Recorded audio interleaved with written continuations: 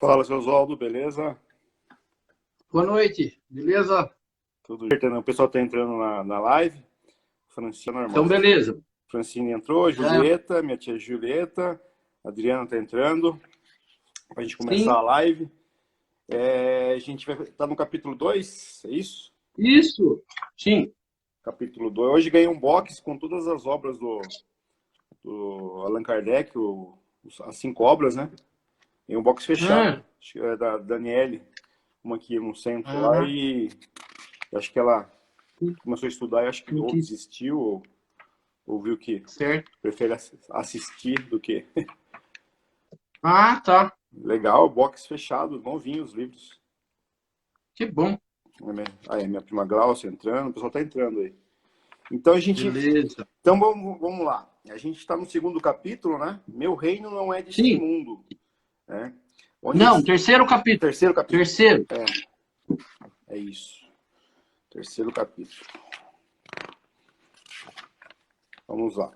Há muitas moradas na casa do meu pai, né? Fazendo um resuminho Isso. rápido do capítulo 3, né? Uhum. Muitas moradas na casa do meu pai nada mais é do que os diversos mundos que existem, né, fora o planeta Terra. A gente sabe que Sim. o planeta Terra é um mundo de provas e expiações, e quando a gente está encarnado, logicamente estamos nesse mundo, e logicamente quando a gente está desencarnado, a gente tem diversos mundos onde nós poderemos habitar. Né? Existem mundos mais felizes que o nosso, mundos menos felizes que o nosso, mundos iguais ao nosso, e seria muita arrogância nossa achar que o nosso mundo seria o nosso único planeta habitável, o nosso único lugar que existe em vida inteligente, né, como nós somos. Então, Sim. esse capítulo fala essencialmente disso. Né? A gente falou de Uhum. diferentes estados, né, da alma na erraticidade. Né? Para quem não sabe, Sim. erraticidade é quando o espírito está desencarnado, está esperando uma nova reencarnação. Allan Kardec chama esse período, né, de erraticidade. Né? Sim. Falamos das diferentes categorias dos mundos habitados, né, dos mundos Não, intermediários. a gente não chegou a entrar nesse item. Não chegou? Eu lembro que faltavam, acho que Não. faltavam 2 tópicos, se não me falha a memória. Não. A gente, nessa parte a gente não entrou. A gente fez só a primeira parte, a da diferentes situações da alma na erraticidade. Ah, legal. Então, já, Tá vamos lá, bom? então. Vamos falar das diferentes categorias dos mundos habitados. Né? Eu vou ler Sim. aqui o primeiro Tá. parágrafo, depois a gente faz a complementação Uhum. explicando. Né? Diferentes Sim. categorias de mundos habitados. Do ensino dado pelos espíritos, resulta que os diversos mundos estão em condições muito diferentes uns dos outros, quanto ao grau de adiantamento ou de inferioridade de seus habitantes. Entre eles, aos que os seus habitantes são ainda inferiores aos da Terra, física e moralmente. Outros estão no mesmo grau, e outros eles são mais ou menos superiores em todos os aspectos. Nos mundos inferiores, a existência é toda material. As paixões reinam soberanamente e a vida moral é quase nula. À medida que esta se desenvolve, a influência da matéria diminui, de tal sorte que nos mundos mais avançados, a vida pode, por assim dizer, é toda espiritual. Né? Então, Oswaldo, se você quiser Sim. fazer uma breve explicação desse parágrafo, é bem interessante que resume tudo. Eu resumi, fiz um Tá. resumo bem grande desse parágrafo, mas tem muita coisa para a gente tirar daqui, né? Sim. Tá. Quando a gente leu o item anterior, que é o item 2, ele, né, ele fala que as diferentes moradas são mundos que circulam no espaço e oferecem aos espíritos que nele encarnam as moradas apropriadas ao seu adiantamento. Né? Então a gente percebe que cada mundo, né, que cada ser vai viver é de acordo com o grau de evolução de cada um. Quando a gente entra nesse item 3, que fala das diferentes categorias de mundos habitados, ele diz, né, que os mundos estão em condições muito diferentes um dos outros, quanto ao grau de adiantamento ou de inferioridade de seus habitantes. Né? ele diz que tem mundo inferior e mundo superior, que a gente vai entrar depois mais à frente. Aí ele diz que existem mundos que são inferiores ao da Terra, física e moralmente. Ele diz que alguns estão no mesmo grau, né? E que outros são mais ou menos superiores em todos os sentidos. Aí ele diz, né, que nos mundos inferiores à existência material, as paixões reinam, a vida moral é quase inexistente. Aí ele diz, à medida que né, a vida moral se desenvolve, a influência da matéria diminui. Aí ele diz, de tal modo que nos mundos mais avançados, a vida é, por assim dizer, toda espiritual. Então nós vamos entender assim. Quando a gente fala ali da casa do Pai, né, que os mundos, os globos que circulam no espaço, né, oferecem moradas aos espíritos, ele diz, nós vamos encontrar nesse universo enorme planetas que são iguais à Terra, planetas que são inferiores à Terra e planetas que são mais evoluídos que a Terra. Então a comparação, né, do estudo de Allan Kardec, e é preciso a gente entender assim, quando nós falamos do estudo de Allan Kardec, o Allan Kardec fez esse estudo para nós que estamos na Terra, né, que vamos encarnar na Terra ainda, que estávamos encarnados, que estamos encarnados e que ainda teremos que encarnar ou reencarnar. Então nós vamos perceber que a comparação é feita de acordo com o planeta Terra, né? Então ele diz que o planeta Terra está numa condição, que existem planetas inferiores ao nosso e que existem mundos melhores do que o nosso.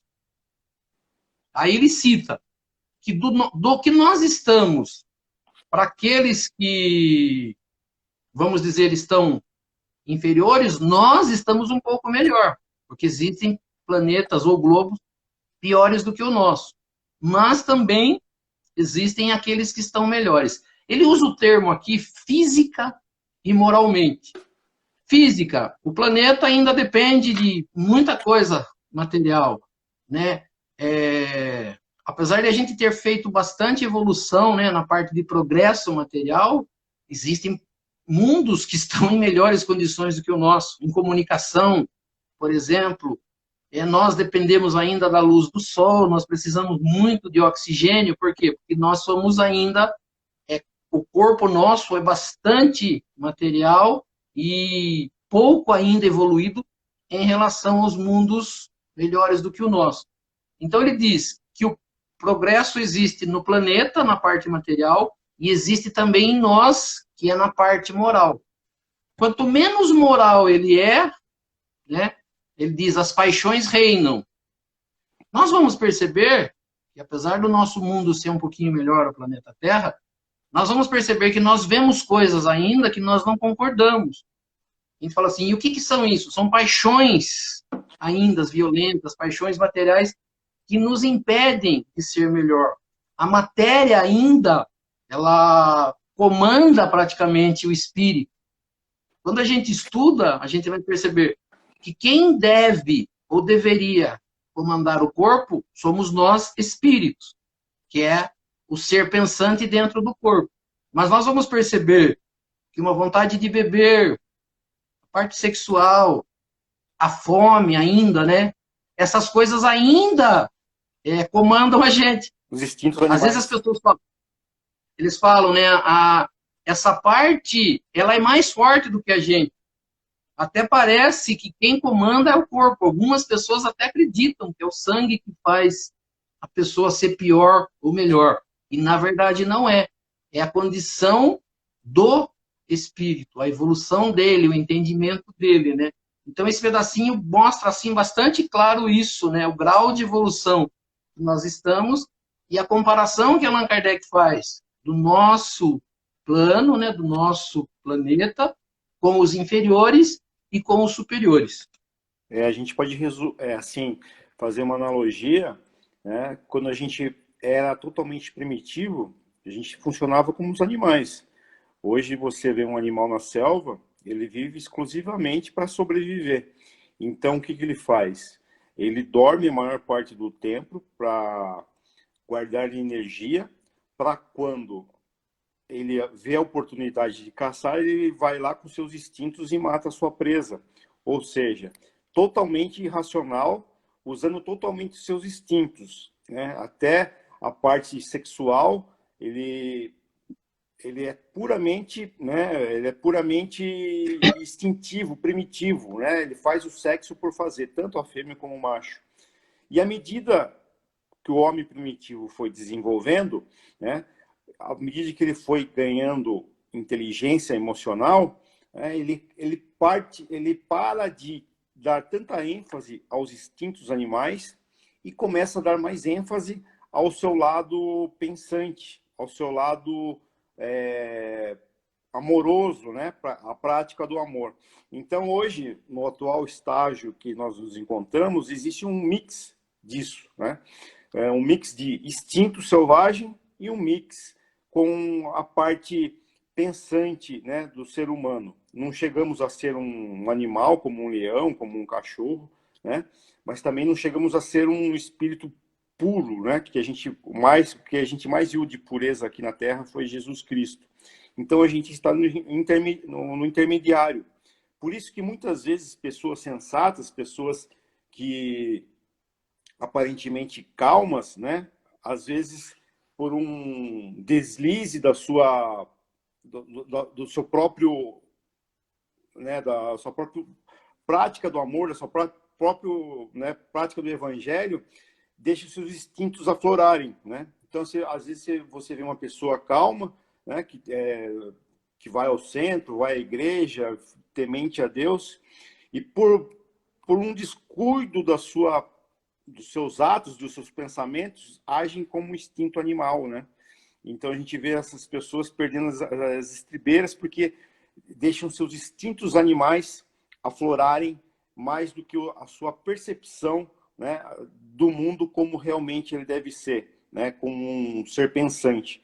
Então a gente, por mais que a gente pratique o amor, pratique a inteligência, pratique né, o evangelho, em alguns momentos a gente vai se dispersar desse sentimento, né, dessa linha tênue e acabar usando os instintos animais, né? E a gente perde as estribeiras e faz as besteiras na nossa vida, né? Por isso que a gente tem que sempre vigiar os seus pensamentos, né? Procurar ser o mais sereno possível, procurar estar sempre vendo, né? Quando você está partindo para o lado animal da coisa, né? Os instintos animais estão aflorando os seus sentimentos. Isso tanto na parte sexual, né?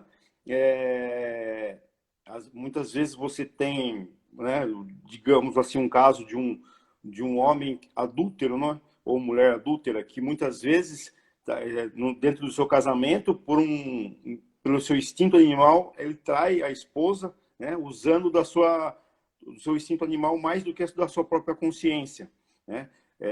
Por aí, por brigas também acontece muito, muito isso daí. Por isso que a gente tem que vigiar sempre os seus pensamentos, né? E muitas vezes essas desvios de condutas acontecem por motivos de estresse, motivos de uso de droga, uso de bebida alcoólica, né?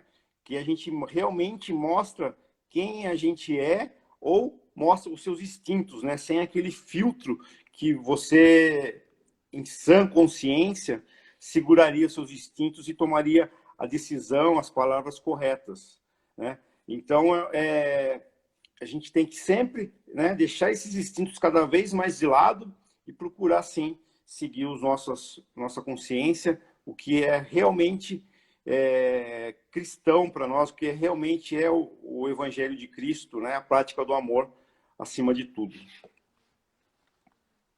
Então, aqui, né, eu grifei um trecho aqui, que diz assim, né, nos mundos inferiores, a existência é toda material. Aí ele fala assim, as paixões reinam soberanamente. A vida moral é quase inexistente. Aí ele diz à frente, à medida que a vida moral se desenvolve, a influência da matéria diminui. Então, Quando a gente começou esse estudo, a gente falou, né, que Allan Kardec colocou lá no início do Evangelho segundo o Espiritismo, que a preocupação deste Evangelho com relação a Jesus, que nós ficaríamos somente com o ensinamento moral, né? Então ele diz aqui, no mundo inferior, onde a gente não conhece Jesus, onde a gente não conhece o seu ensinamento, a gente vive uma vida moral inexistente, ou seja, ela não existe para esses seres.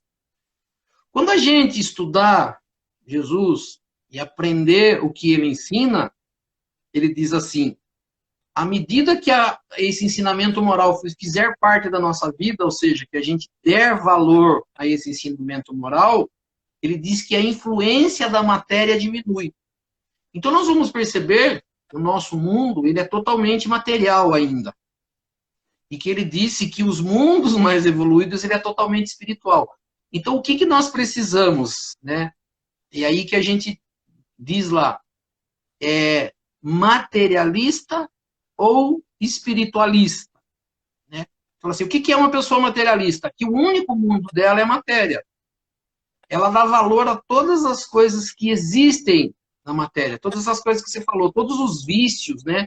Tudo aquilo que faz mal para a gente valoriza como sendo mais importante do que esse ensinamento moral. A gente brincou numa das aulas que a gente fez, falou, às vezes você convida uma pessoa para ir na igreja, para assistir um evangelho, para escutar um ensinamento, ela não quer ir, ela tem medo. Mas se você falar, vai ter uma festa, vai ter bebida, vai ter comida, vai ter música, mulher, homem, as pessoas querem ir. Por quê? Porque a preocupação dessas pessoas é unicamente material. Ninguém está preocupado em evoluir, em se melhorar, entender, por exemplo, o que aqui está dizendo, que os mundos acima de nós, quando nós conseguirmos evoluir e sair do planeta Terra, nós vamos estar, como diz, mais espiritualizados. Então a gente fala assim, a pessoa que é mais espiritualizada, por isso que às vezes as pessoas perguntam, né? Por que o espírita é assim?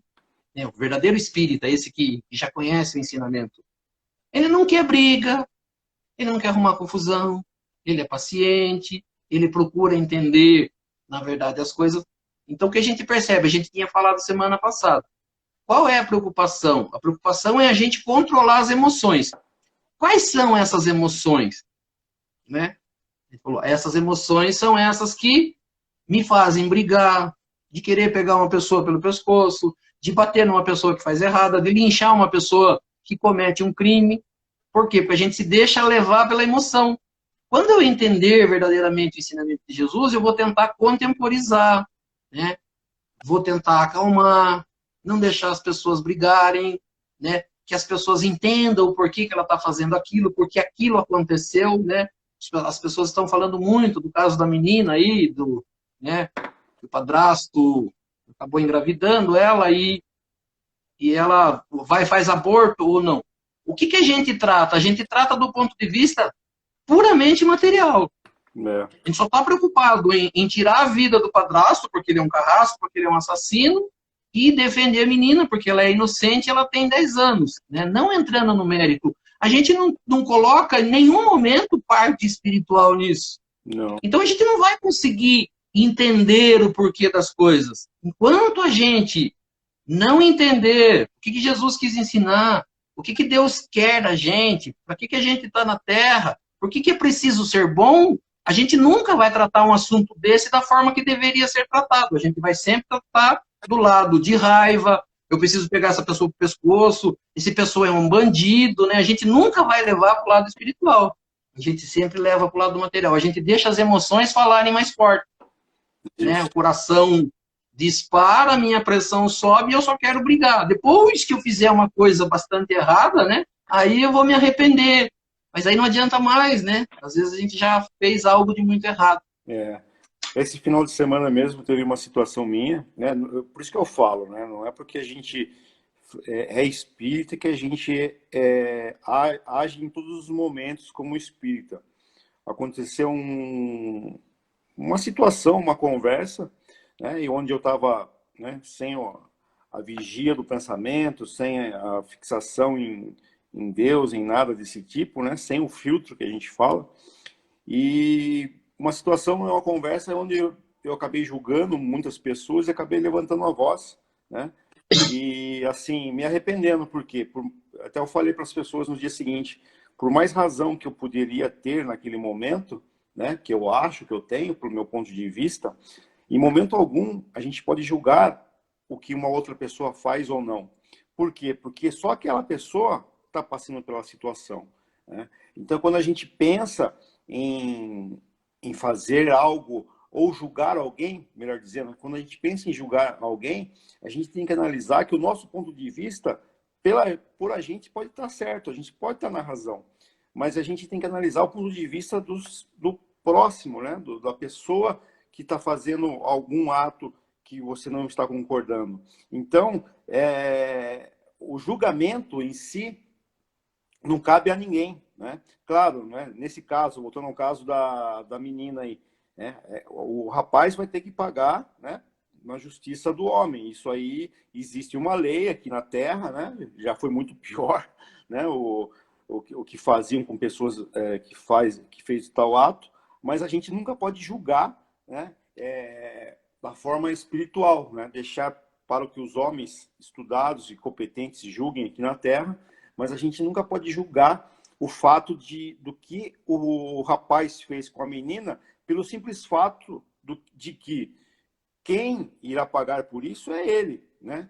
Não cabe a nós julgarmos, nós já podemos, em vidas passadas, ter agido da mesma forma que ele agiu. Como, que forma, né? As pessoas falam assim, não, é impossível agir de tal forma. Em vidas passadas, em várias encarnações passadas, nós estivemos com os nossos instintos animais muito mais aflorados.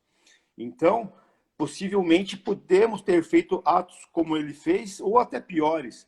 E Deus nos perdoou, nos deu segunda, terceira, quarta, quinta chance. Estamos aqui hoje num ponto evolutivo tal em que tal ato nós não faremos, né? Não faremos e achamos horrível. Mas, né, podemos já ter estado em tal estágio. Então, é assim, o julgamento é a pior das ações que um ser humano pode tomar. Por quê?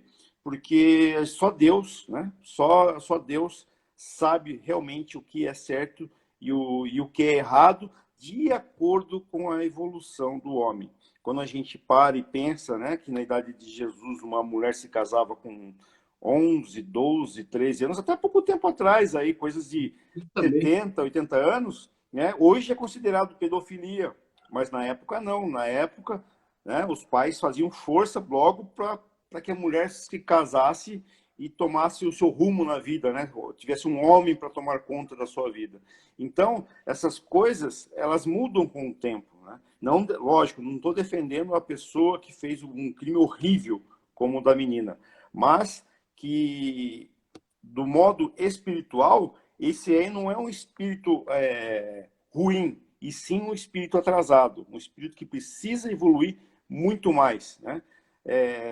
E sabemos lá por que cargas d'água a menina mereceu, mereceu não, né? Ninguém merece isso, mas por que cargas d'água a menina teve que passar por isso, né?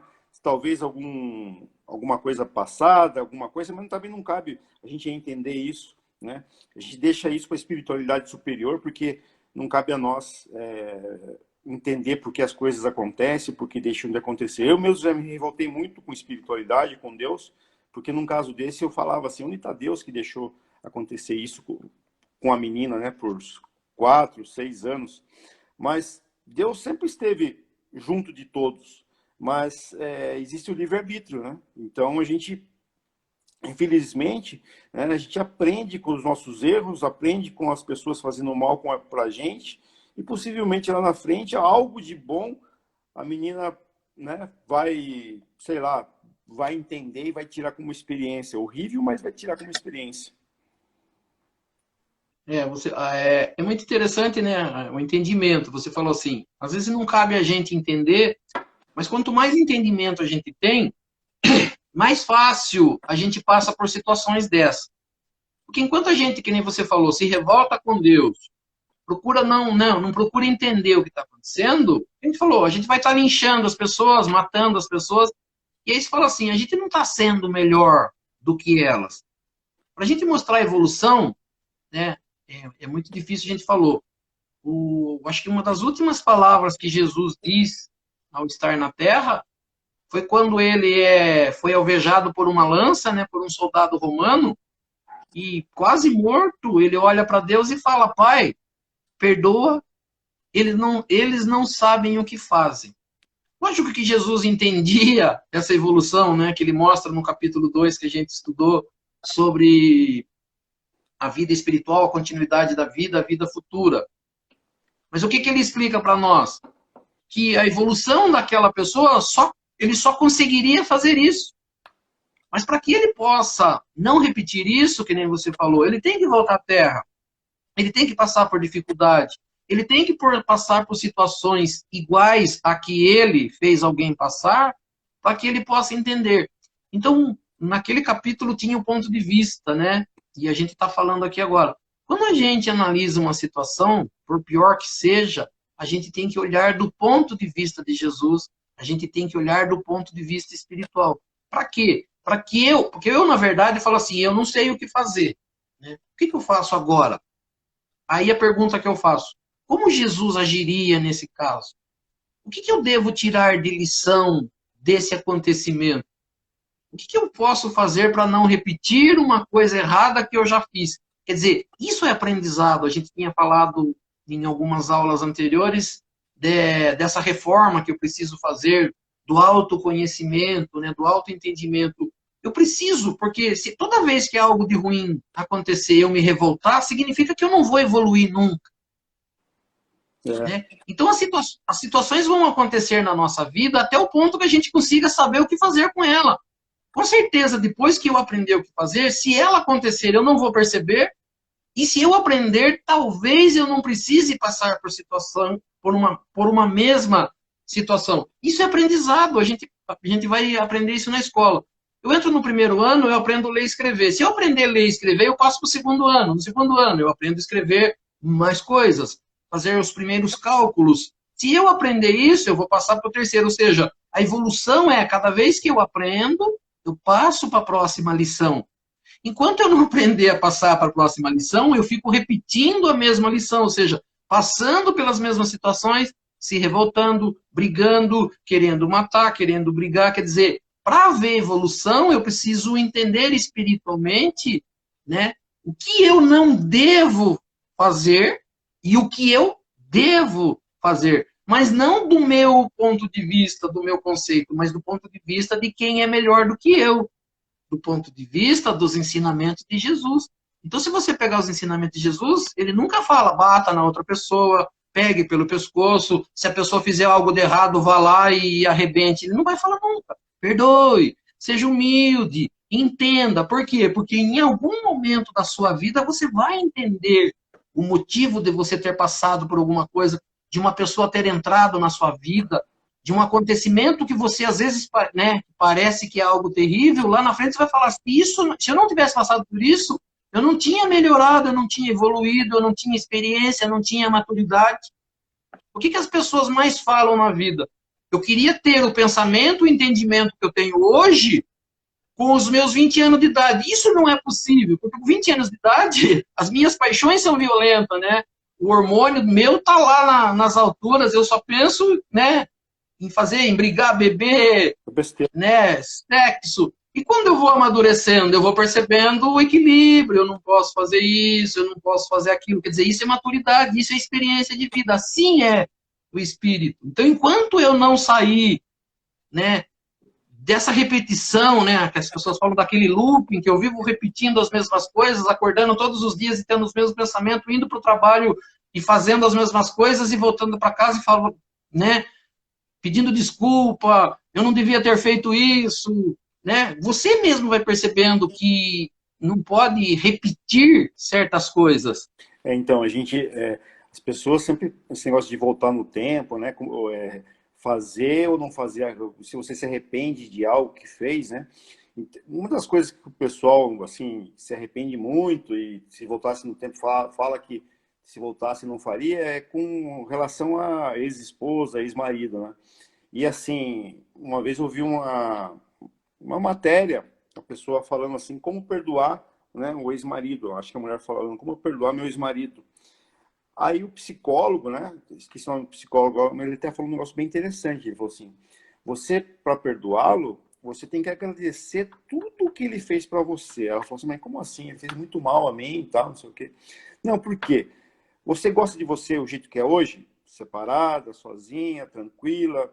Não, eu gosto. Ela falou assim, eu gosto de mim, eu me sinto bem, eu me acho uma boa pessoa. Então, você só se tornou uma boa pessoa porque você passou pela experiência de viver com o seu ex.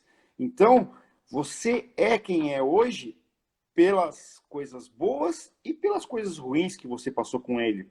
Só então você conseguiu definir o que é certo e o que é errado e seguir a sua vida adiante.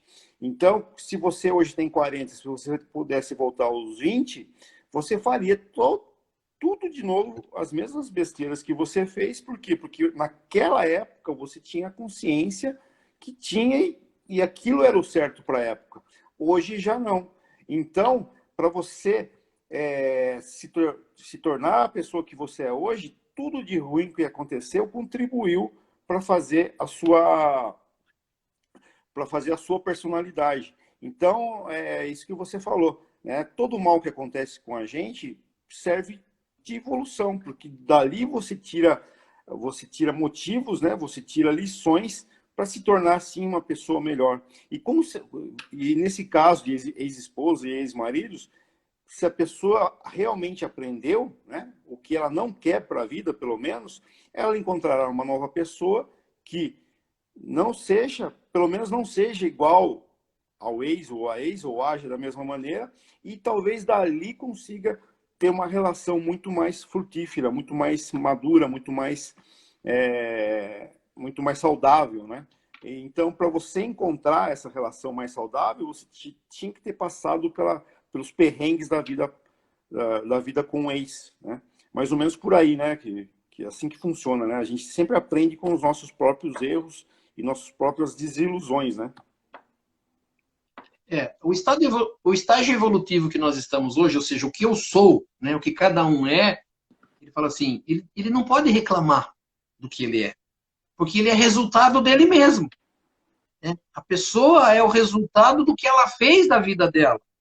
Se ela é mais paciente, mais compreensiva, é o resultado do que ela aprendeu a fazer. Se ela é, né, briguenta, birrenta, não se controla, deixa as emoções fluírem, significa que ela é o resultado disso. Ninguém é culpado disso. Né? Então, eu falo assim, quando a gente fala em livre-arbítrio no Espiritismo, nós percebemos isso. Eu tenho a liberdade de fazer o que quiser. Mas o que eu esqueço e não presto atenção é que cada ação minha feita, eu sou responsável por aquilo que eu causei com o meu livre-arbítrio. Então, às vezes, as pessoas acham que o livre-arbítrio é a coisa mais maravilhosa que existe no mundo. E é. E Deus nos deu isso. Só que, o livre-arbítrio, eu sou responsável por tudo aquilo que eu faço da minha vida e da vida dos outros. Então, ele fala assim, para Deus ser justo, né, eu não posso ser condenado no primeiro erro e nem beneficiado no primeiro acerto. Né? Para existir justiça nesse universo de Deus, eu tenho que responder por todas as ações. Então, tudo que eu faço, e às vezes a gente não presta atenção nisso. A gente não presta atenção. O que a gente faz? A gente vive fazendo, a gente reage, a gente xinga, a gente briga, e ele fala assim, e o que a gente está causando na vida das pessoas e na minha? Eu sou o responsável por muitas coisas que eu faço na vida dos outros. E aí as pessoas perguntam, né, que você falou, por que uma menina de 10 anos, né, vai sofrer um abuso desse? Ela é uma coitadinha? Lógico, se a gente falar isso para algumas pessoas, elas vão falar, não, você é louco, e não sei o quê. Não, se a gente entender reencarnação, se a gente entender o motivo de você reencarnar e o porquê das coisas acontecem, porque senão a gente vai achar, e a gente já tinha falado nisso, a gente vai achar que Deus é ruim. É. Eu não vou ter por Deus amor, eu vou ter por Deus ódio. Como é que Deus permite uma criança sofrer abuso? Como é que a gente permite uma criança nascer doente? Como é que Deus permite, né, as coisas acontecerem? Deus permite para isso, para a evolução. Se não houver evolução, não tem motivo das coisas acontecerem. Não tem motivo da gente estar na Terra sofrendo. O que vale o meu sofrimento? É, Deus, Né? Deus é um sádico, né? Que gosta de ver seus filhos sofrer. É igual a gente na nossa família, né? Um bom pai não é aquele que dá tudo ao seu filho, e sim aquele que dá o mínimo necessário e orienta o seu filho a agir da melhor forma possível nas situações adversas, né? Exemplo, um filhinho de papai que você dá tudo a ele, quando ele chega aos 30 anos, ele não quer saber de trabalhar. Por quê? Porque ele sempre teve tudo e acha que a vida é daquele jeito. Então, o bom pai é aquele que deixa o seu filho ir para o campo de batalha com orientação, né, com discernimento, tendo eles, o pai, enquanto vivo, sempre por trás para poder ajudar, né, mas deixar o seu filho ir à luta, e não o contrário, como muitos fazem, né, que protegem os seus filhos até o seu desencarne. Quando desencarna, os pais e os filhos ficam perdidos e não sabem o que fazer. Para a evolução de uma pessoa, é jogar o filho mesmo no mundo, né, na sua idade, e para que ele aprenda realmente, tomando porrada na cara, viver, né? Porque as pessoas só aprendem a dar valor, né, para uma pia limpa a hora que eles têm que lavar a louça. As pessoas só aprendem a dar valor para uma roupa limpa e cheirosa quando eles vão lavar a roupa. Isso aconteceu comigo, deve ter acontecido com você. Você serviu o exército, né? O militar tem muito disso nessa idade dos 18 anos, quando ele vai para lá e fica sem a mãe, sem o pai, ele sofre muito. Por quê? Porque na época que se servia o exército, né, era o ponto de virada, né?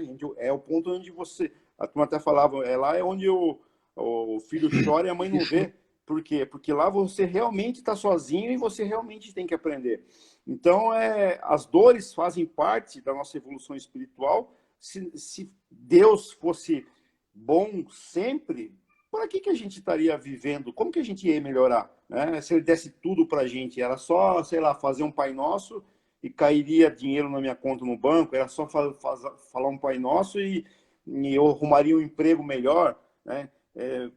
Não teria nem por que eu trabalhar se Deus me desse tudo, né? Como um pai de um filho mimado funciona. Então, Deus faz sim as coisas certas por linhas certas. A gente que acha que a linha está torta, que está errado, que está difícil, mas na verdade o sofrimento só serve para a gente evoluir, né? Você vê o caso das pessoas mais evoluídas que passaram pelo planeta, né? São histórias dificílimas, né, de vida, né? Eles realmente aprenderam na dificuldade tudo aquilo e chegaram no final da vida dando uma lição muito grande, deixando um legado muito grande.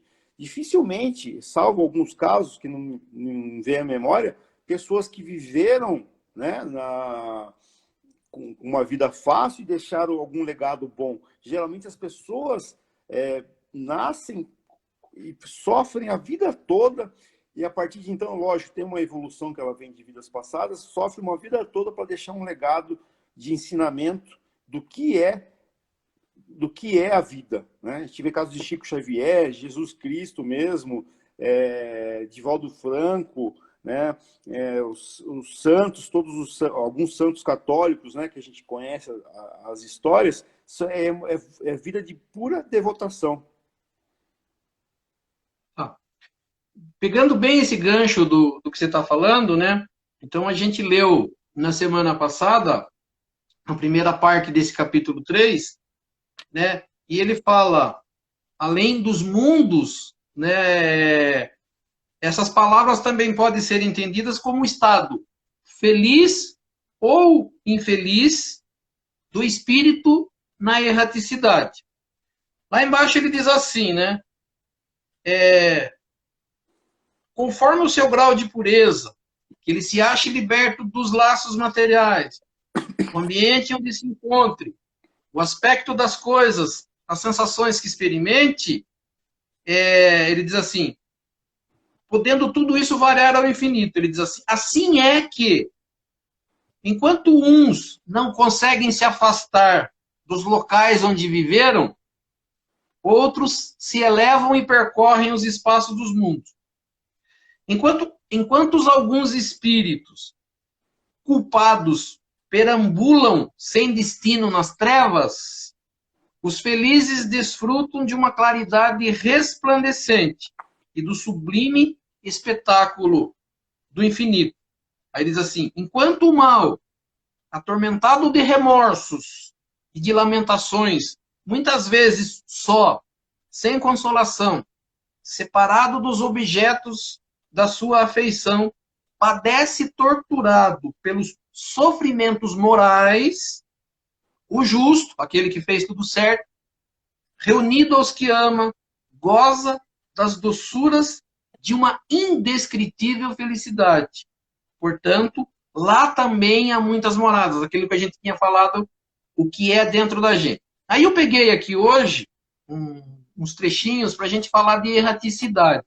Então, assim, quando a gente fala de erraticidade, é uma palavra que a gente não conhece ainda. Ela foi criada pelos espíritos, né, por Allan Kardec, para mostrar o local onde vivem os espíritos de acordo com sua evolução moral. Né? Então, ele fala assim, aonde estão os seres que desencarnaram? Aí a gente tinha comentado semana passada, né? As pessoas perguntam, será que meu pai já está bem? Minha mãe já está bem? Né? A gente fica sempre com essa preocupação, principalmente com os pais, né? E uma das coisas que é mais difícil quando se é espírita é responder isso, né? Porque é difícil falar para um filho que o pai e a mãe não estão num lugar bom. É. Mas daí seria uma mentira falar, não, já está gozando de uma felicidade infinita, porque também não é. Porque no entendimento que nós estamos tendo aqui, de acordo com o que nós vivemos, das coisas que nós fizemos, independente da gente achar que é certo, quem vai dizer se é certo ou errado não somos nós, e sim a lei de Deus, né? Então ele diz assim, que os espíritos errantes são os espíritos que ainda precisam de reencarnação, e não só no planeta Terra. Só os espíritos puros que já atingiram o grau máximo de perfeição é que não são espíritos errantes. O restante todos são. Aí eu peguei um trecho aqui de um livro de Chico Xavier. Né? O livro chama O Evangelho de Chico Xavier, que foi escrito por Carlos Bacelli. E ele fala sobre um umbral. Chico Xavier diz assim, várias vezes visitei, junto com Emmanuel e com André Luiz, as regiões do umbral. Ele fala assim, não vi por lá criança sequer, nenhuma criança ele viu nesses lugares, não tem criança nesses lugares. Mas pude observar muitos pais que se responsabilizam pela queda dos filhos, mais pais do que mães. Muitas mulheres são vítimas de seus maridos, foram abandonadas por eles, lutando sozinhas com a educação dos filhos. Ele diz, é um caso difícil. Aí ele diz assim, a reencarnação para esses espíritos e para muitos espíritos, ele diz, é um processo doloroso.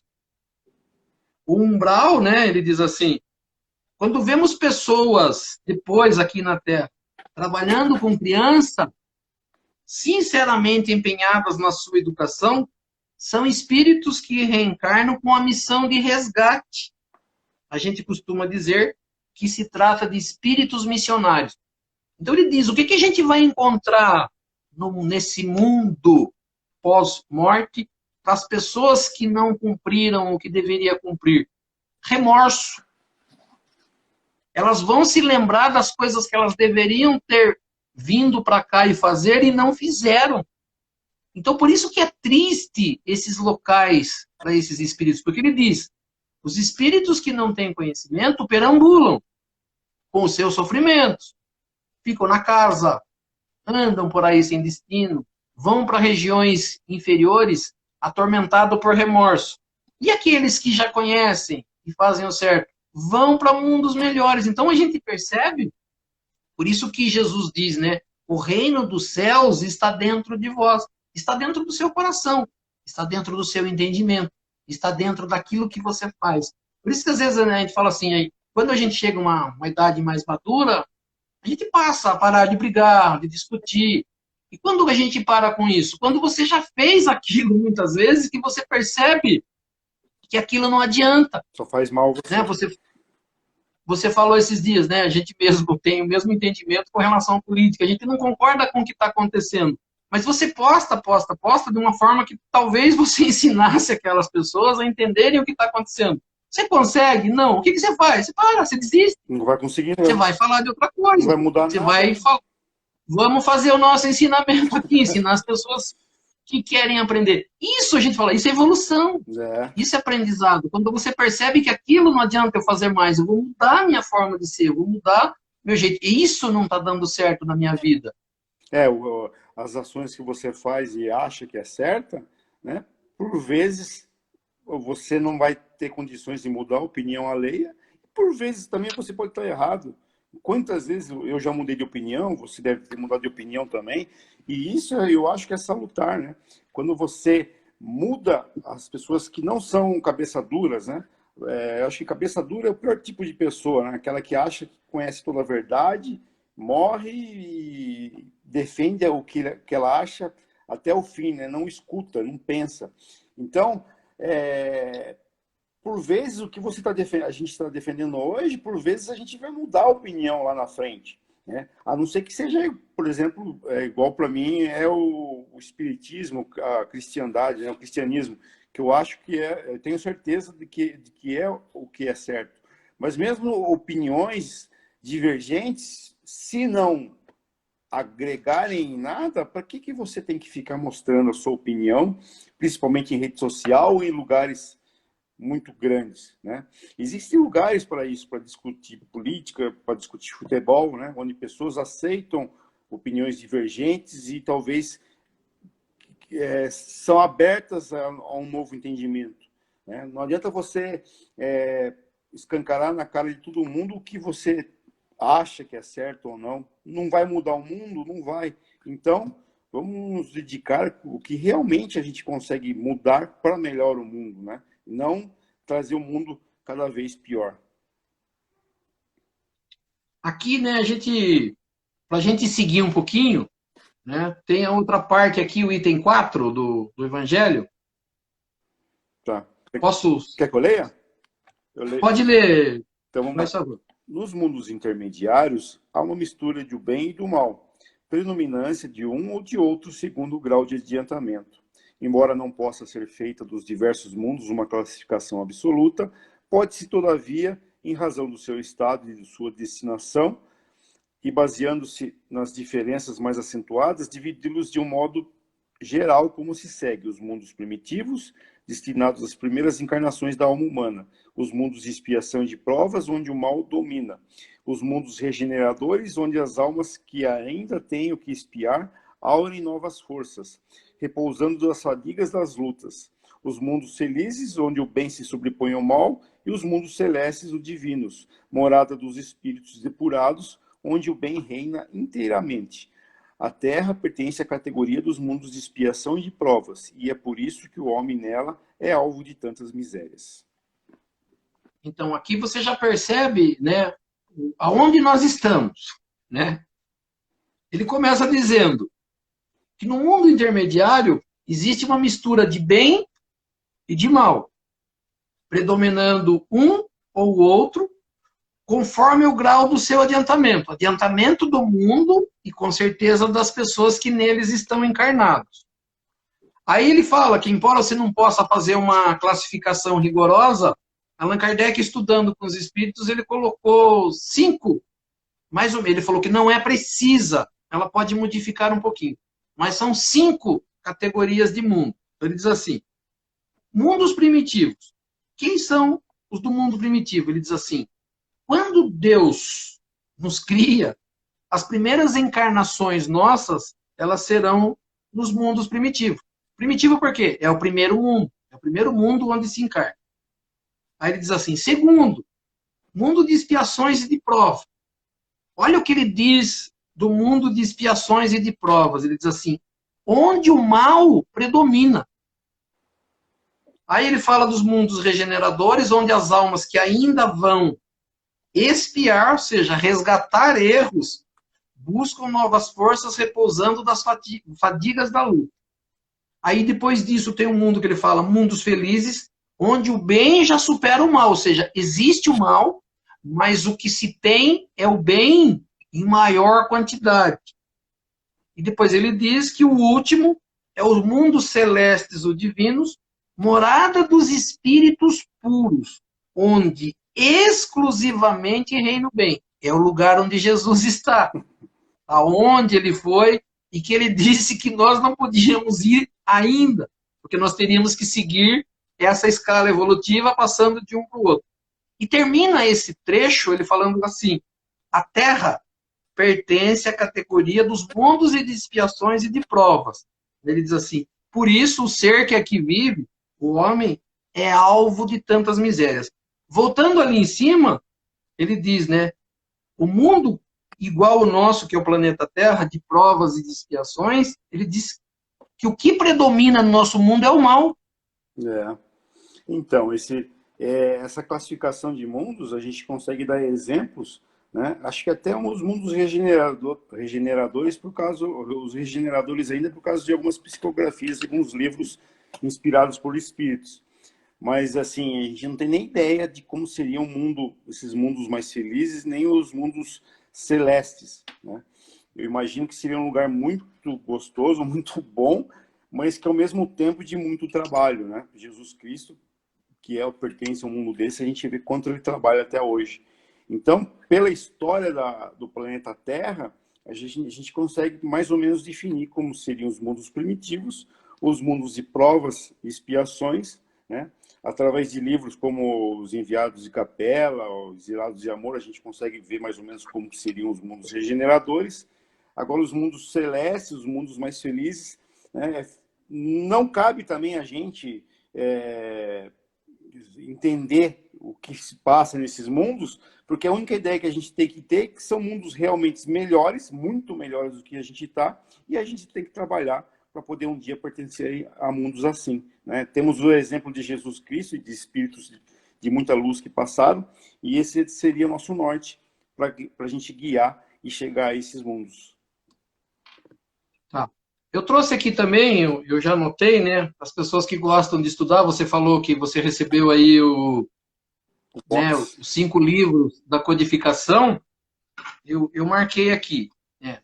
Só para que a gente entenda, o Livro dos Espíritos foi o primeiro livro que Allan Kardec escreveu, e ele é dividido em 4 partes, né? Eu vou repetir isso aqui, a gente já tinha falado, sempre é bom estar falando, que está chegando sempre gente nova, né? Pessoas que às vezes não conseguem acompanhar, né? Eu tenho gravado, depois que termina aqui, eu pego a gravação da nossa palestra e coloco no canal do YouTube, depois a gente talvez divulgue aí no próprio canal, e para as pessoas, né, que têm a convivência com a gente, para que elas possam assistir os primeiros vídeos e pedir também para que elas se inscrevam lá no canal e que curtam, na verdade, o vídeo para que ele possa chegar a mais pessoas. Enviar para as pessoas então, que têm curiosidade de espiritismo também, né?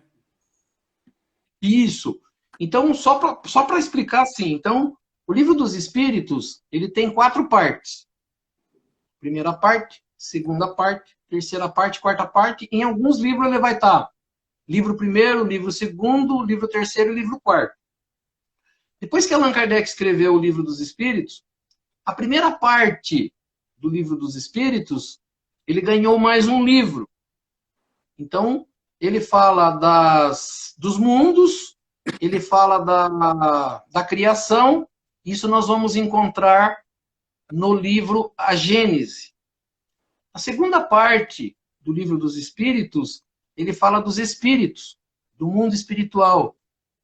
E ele ganhou um novo livro, que é o Livro dos Médiuns, que vai explicar sobre os espíritos.